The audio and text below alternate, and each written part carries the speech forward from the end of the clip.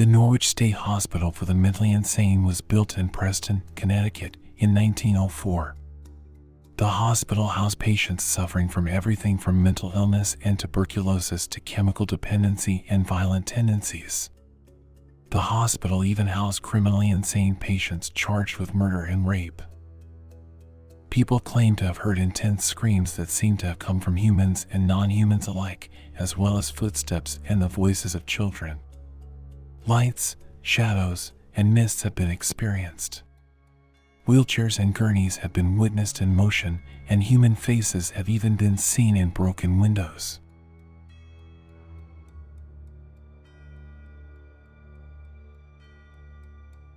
The Waverly Hills Sanatorium in Louisville, Kentucky, was constructed in 1910 for the treatment of people with tuberculosis. Over the span of its operating years, around 63,000 patients perished inside of Waverly Hills.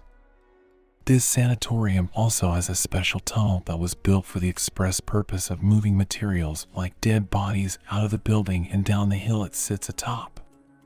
The tunnel is now known as the Body Chute, and many hauntings experienced at Waverly Hills are centered around the tunnel, whether they involve the ghosts of dead patients or of doctors who opened up and drained the patients before their transport in the chute. Many incidents involve strange shadows, closing doors, and ghostly apparitions. One particular ghost who is known to haunt the sanatorium is a uniformed nurse who is said to tell people to leave room 502. Apparently, a nurse had previously hung herself in that very room. Another nurse is said to have jumped from the top of the sanatorium after working in room 502.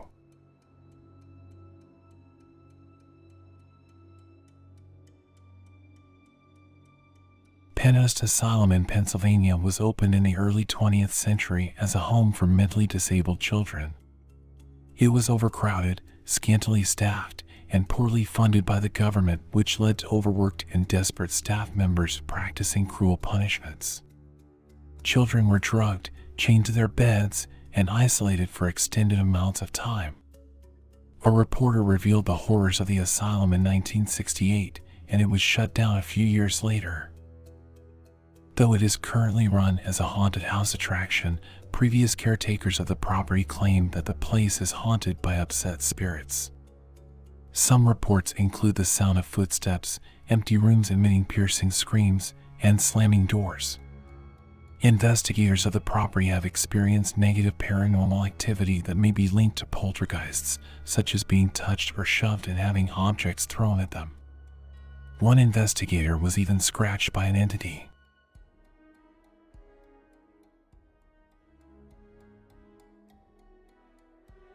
St. John's Asylum in Lincolnshire, England, was built in 1852.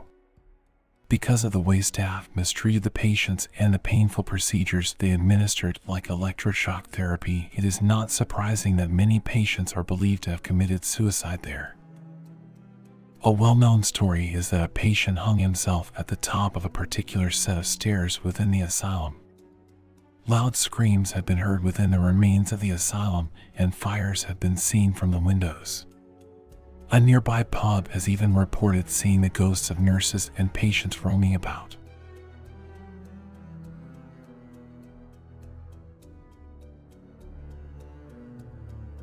The Athens Lunatic Asylum opened in 1874 in Athens, Ohio. The asylum treated mentally and criminally insane patients. The accompanying cemetery is the burial site of many patients, and many people have reported ghost sightings and unidentifiable screams there. A popular paranormal story linked to Athens involves a patient named Margaret Schilling. In December 1978, Margaret was playing hide-and-seek with nurses who eventually became distracted by the demands of other patients. The nurses forgot about Margaret, and a year later, her body was found by a maintenance worker. Apparently, an immovable imprint of Margaret's body, clothes, and hair remains visible on the floor despite decades of cleaning.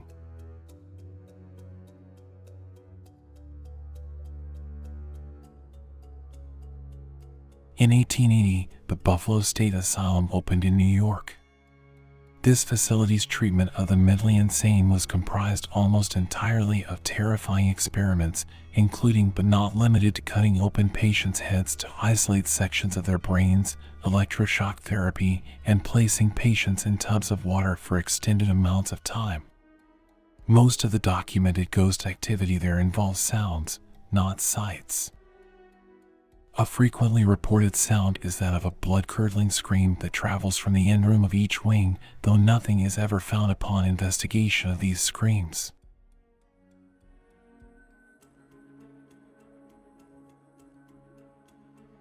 Donjeon Psychiatric Hospital in South Korea is believed to have been the site of many deaths. Local lore claims that a string of mysterious deaths caused the facility to shut down, and the doctors themselves often went insane. While this information may or not be true, the hospital shutdown was directly due to sanitary and sewage issues.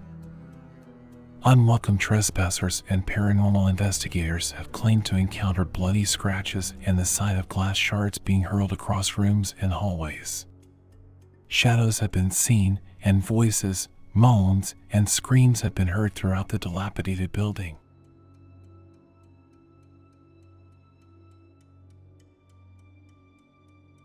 Built in Philadelphia, Pennsylvania, in 1906, Byberry Mental Hospital began as a humble and meager institution, but its population had expanded quickly by the 1930s. Subsequently, many patients were forced to live in cramped, bare rooms with little to no direct socialization or supervision. While the catacombs under the asylum have paved the way for some intense stories, local legend has it that a former violent patient paces the tunnels, gripping a large knife. While the basis for this story is unknown, it may have been an apparition someone witnessed. It is also believed that satanic occultists have utilized the building for rituals, as the sounds of growling and the occurrence of welts and scratches have been reported.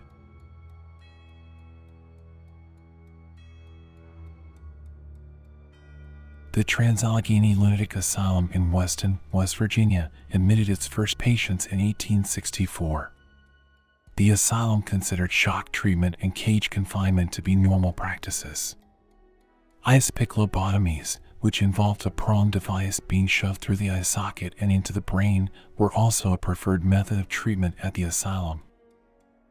Now that Trans-Allegheny is a public attraction, many visitors, guides, and investigators report having seen apparitions of patients, nurses, and doctors roaming the halls. The ominous shadows of Civil War soldiers can also be seen on the property. The most famous ghost of the asylum is a young girl named Lily.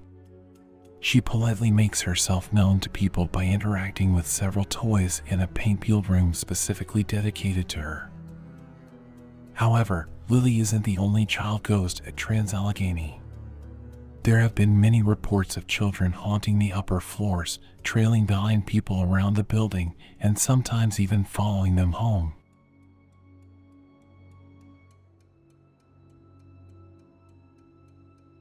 The Beechworth Lunatic Asylum in Victoria, Australia, dates back to 1867. Because more than 3,000 patients perished there over a span of only 128 years, the place is a hotbed of paranormal activity. One of the more frequently seen ghosts is believed to be that of Matron Sharp. She has been seen walking into classrooms and former dorm areas, and she has been known to glide down a granite staircase on the premises.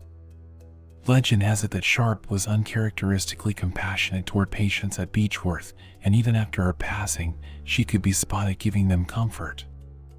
Reportedly, nurses would report seeing the matron sitting with patients who were due to have electroshock treatment.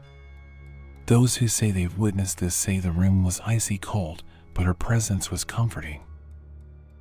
Another ghost who haunts Beechworth is Tommy Kennedy, a patient who was eventually given a kitchen hand position.